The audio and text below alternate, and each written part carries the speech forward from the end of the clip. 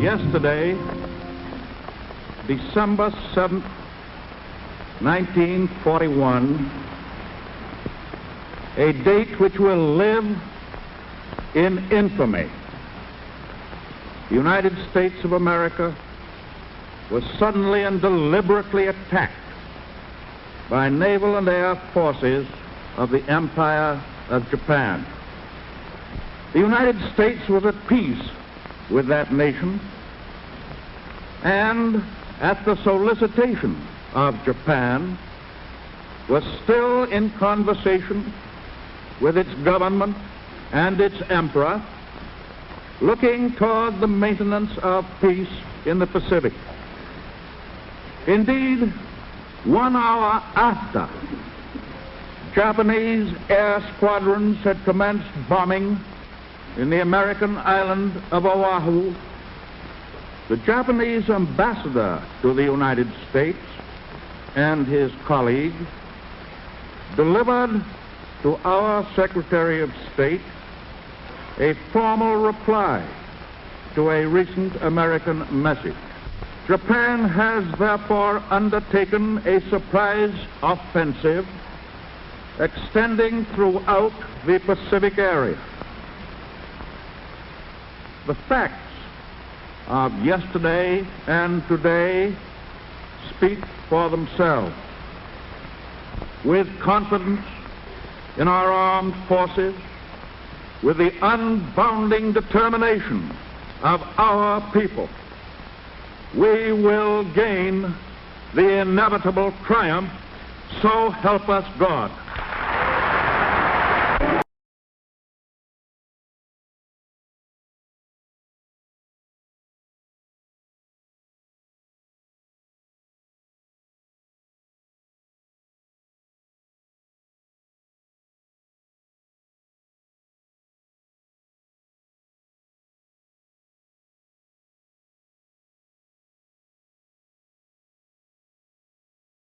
The arms embargo is far too great a security to American peace to permit its surrender without a last-ditch fight.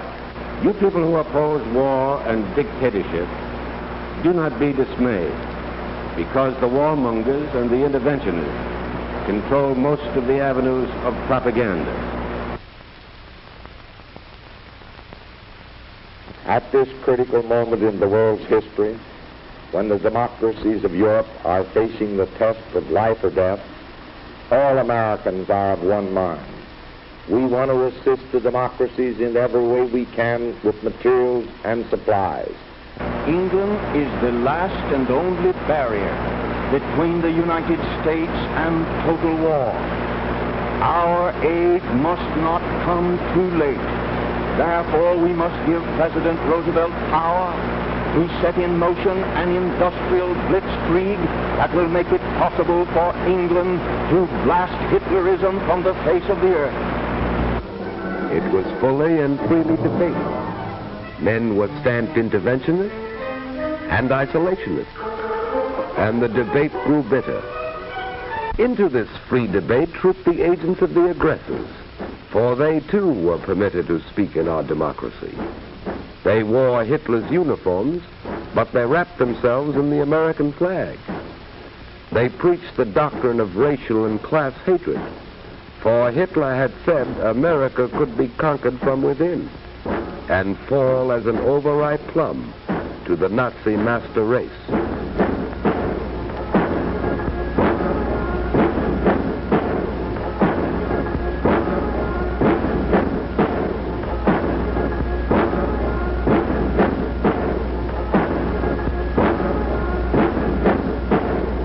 Jewish Moscow directed domination. We let them speak. When occasionally a lone outraged dissenter wanted to air his opposition, we provided police to preserve order. This was Madison Square Garden in New York City, and not Berlin nor Nuremberg. Later, this speaker was arrested. It was because he had filched money from his deluded followers, and he was sent to Sing Sing to brood upon the strange ways of democracy.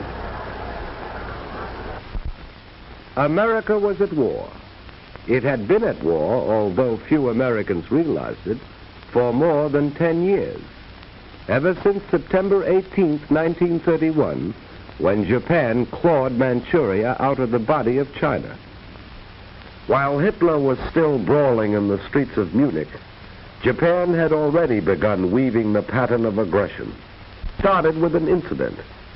A Japanese train on the South Manchurian Railway had been dynamited. Promptly, Japanese battalions invaded Mukden. This was not mechanized warfare. By later standards, this war was primitive, small, trivial, the Japanese cabinet officially labeled it when China protested to the League of Nations. 12 Japanese planes bombed a Chinese city. Trivial. The League branded Japan an aggressor, and Japan resigned, deeply hurt. Japan moved further into China. Pausing only for breath, Japan inflated the Mukden incident into the China incident. It was not war, the Japanese said. 400 million Chinese were caught up in this incident. China was looted and shelled and put to the torch. Chinese forces united under Generalissimo Chiang Kai-shek were pressed back by the invaders. China moved her armies and her meager war industries far into the interior. The Chinese fought on not so much with weapons as with space and time. And the warriors of Japan, still breathing the spirit of the samurai in an era of machines, adopted Western methods of warfare as they had adopted Western clothes and architecture and music. And the Japanese warriors dreamt of the conquest of Asia and then of the world. And their emperor invoked the blessings of the divine upon this dream.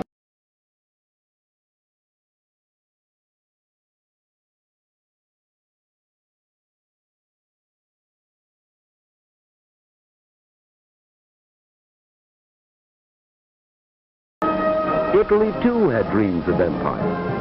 So Italy too created an incident in Ethiopia. Having achieved unity within by virtue of the club, castor oil, and the concentration camp, Mussolini was ready. 2 years after it had begun, the war was over. Italy had joined Japan in the partnership of aggression.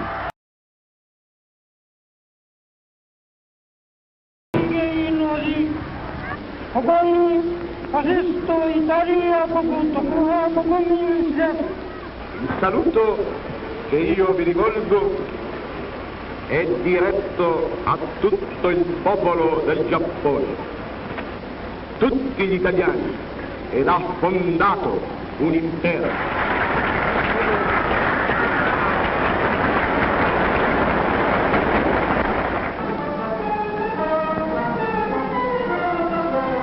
On March 13, 1938, Hitler marched into Austria.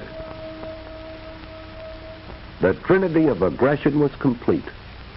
4 years Hitler had planned and plotted. So Hitler marched into Austria. His conquest was bloodless. It was not entirely bloodless. German and Italian forces had been fighting in Spain. General Franco had revolted against the Republican government. He invited and received German and Italian aid. The duly elected government received some Russian aid. The democracies evolved a formula of non-intervention. The dictators brushed this aside. Here was opportunity for a dress rehearsal for full-scale war, an excellent chance to test new weapons and tactics. The Spaniards were the guinea pigs, men, women, and children. It was a long war, ended finally by hunger.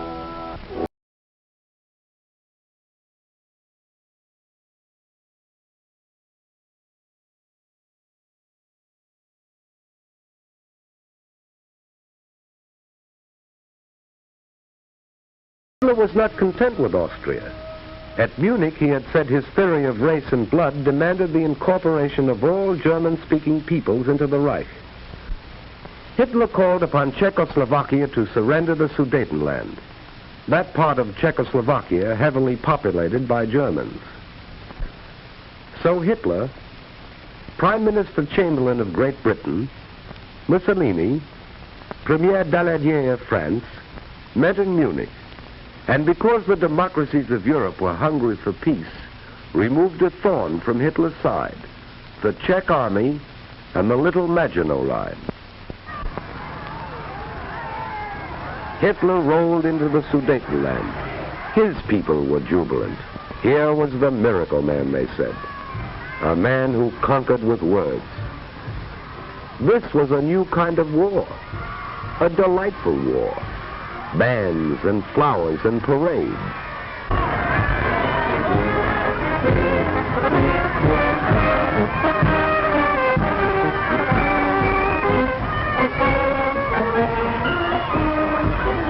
Hitler told his people he was content. He wanted no more territory. He guaranteed the integrity of the mutilated Czechoslovak Republic. Thereupon he paused to rest, and then marched into Prague. The Republic was destroyed. The democracies had lost a valuable ally. On April 14, 1939, President Roosevelt appealed to Hitler and Mussolini for a 10-year guarantee of peace, and Hitler mocked as he called the roll of his future victims. Litauen, Estland, Norwegen, Schweden, Dänemark, Niederlande, Belgien, Großbritannien, Irland, Frankreich, Portugal, Spanien, die Schweiz, Liechtenstein, Luxemburg, Polen, Ungarn, Rumänien, Jugoslawien. The Reichstag roared. Hitler had signed a treaty of friendship with Poland. He had given Poland a slice of Czech territory, and now it was Poland's turn to ascend the sacrificial altar. Hitler didn't declare war. On September 1st, 1939, he struck without warning, which is the way of the aggressor. You will soon see Hitler's own photographic record of the Blitz in Poland. The formula is simple enough. First, choose your victim, an army still living in the past. Few planes, fewer tanks, outmoded guns and outmoded tactics. Choose an army relying upon courage rather than machines.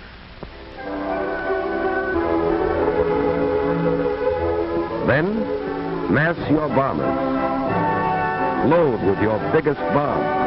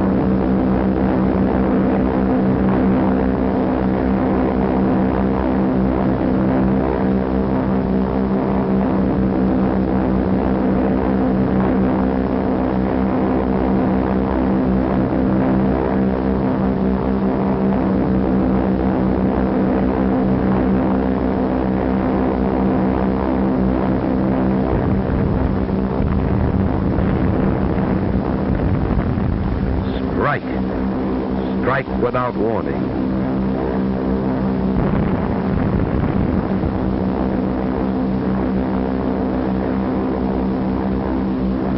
Destroy his inadequate air force on the ground. Blast those who escape out of the air.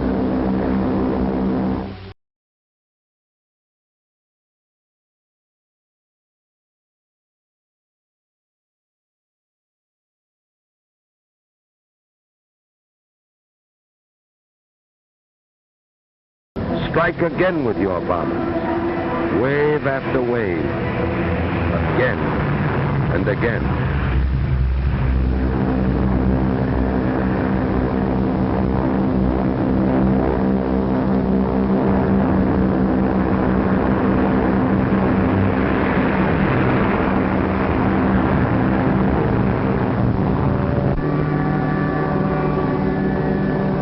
Strike at the railroad, for then the victim cannot mobilize. It cannot move men and supplies. Its armies are isolated.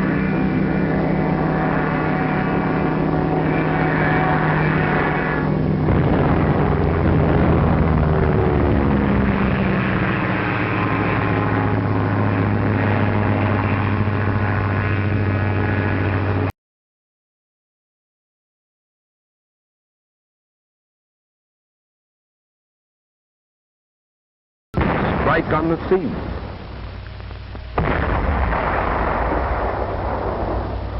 Strike on land, with tanks against horses, giant guns against sabers and rifles. Choose your time carefully, making sure the weather favors your machine.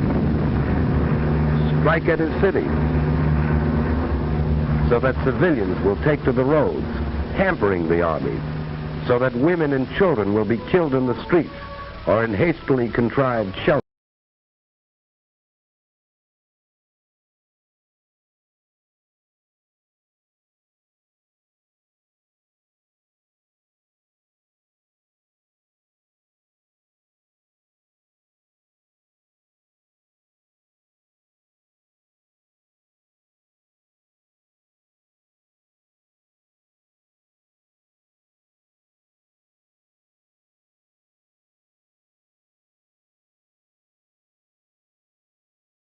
Strike again. Repeat the dose, day after day, and then add a drop of treachery in the form of fifth columnists. This was Warsaw. Repeat for 18 days. One Nazi pincer cuts the Polish corridor. Another races to Krakow. From East Prussia, another army moves on Warsaw. Encircled, bombed, shelled, and starved, Warsaw surrendered. Now, over the roofless city, send your Luftwaffe sailing leisurely to photograph your handiwork.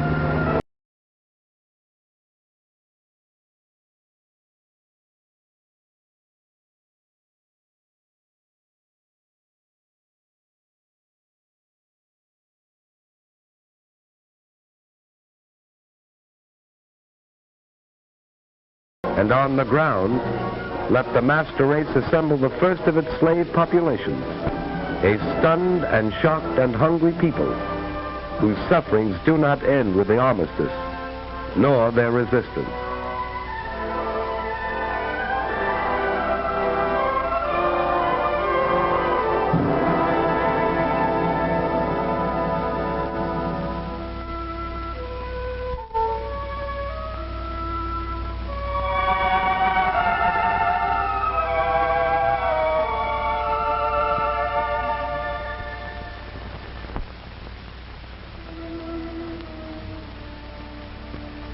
Now, gloat.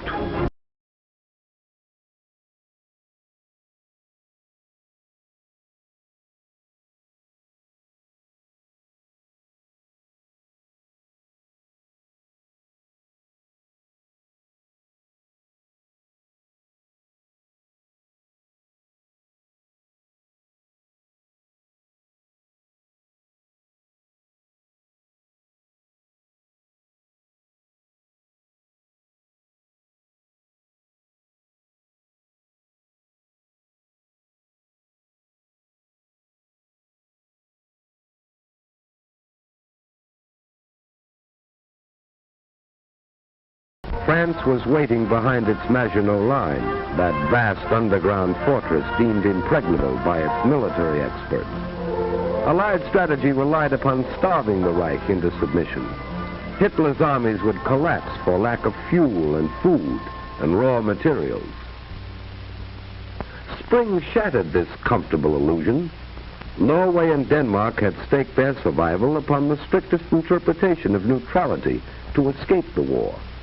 Their sympathies were with the Allies, but they took extraordinary precautions to avoid offending Hitler. So, on April 9th, Hitler invaded Denmark and Norway. Denmark was powerless to resist and didn't. Norway was stunned by an avalanche of force and treachery. Fifth columnists, led by Major Quisling, a Norwegian traitor, spread panic and confusion. On May 9th, Hitler invaded Holland and Belgium. This pictorial record you are watching was made by Nazi cameramen at the order of Dr. Goebbels, the German propaganda minister. He showed this Wagnerian symphony of devastation to neutral nations in Europe and South America to frighten them into surrender. You will observe that here in Holland, for example, not one German soldier is killed or wounded or even suffers a fractured ankle in an avalanche of destruction. Using tanks, dive bombers,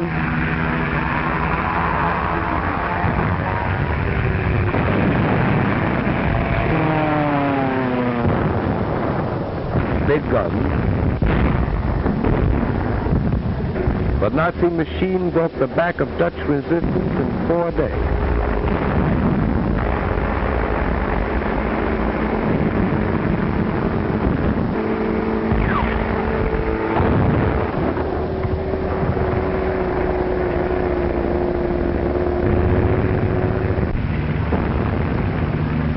This was Rotterdam, bombed after the Dutch forces had surrendered. The Nazis said there had been a mistake. The news had not reached the Luftwaffe in time.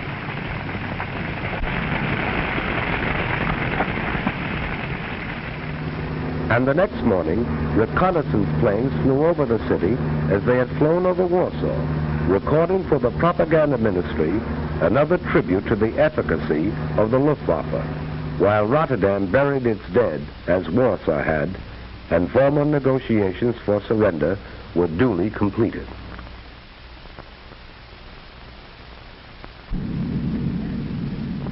It took 18 days more to engulf the Belgians and drive the Anglo-French army into the sea.